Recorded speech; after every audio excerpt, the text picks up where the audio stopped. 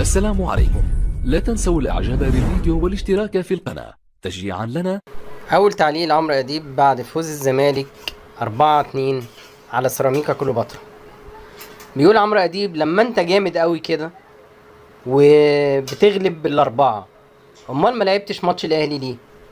المفروض ان انت ماتش زي ده كنت تستناه وتعمل بيه نتيجه كبيره، او على الاقل خالص تعمل اداء قوي، فتخرج وتحاول تستنفذ. اولا تبقى كسبت منافسك او تعادلت معاه، ونفسيا ركبت الدوري تاني، او ركبت المباريات القادمه، ويبقى كل فريق يخش يعمل حسابك.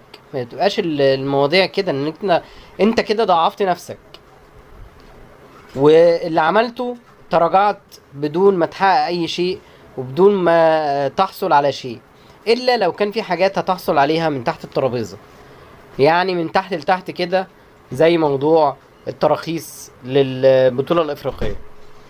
انما الواضح ان انت ما كسبتش اي حاجه ورجعت يا حنفي تلعب تاني. طب ايه بقى كان لازمته ان انت تنسحب وتعمل الضجه دي كلها وتقلب الدنيا؟ ما هو انت لو هتستفيد بحاجه ماشي، لكن هتطلع من المولد بلا حمص، يبقى بلاها احسن. ده كان تعليق عمرو اديب على فوز الزمالك امام سيراميكا كليوباترا.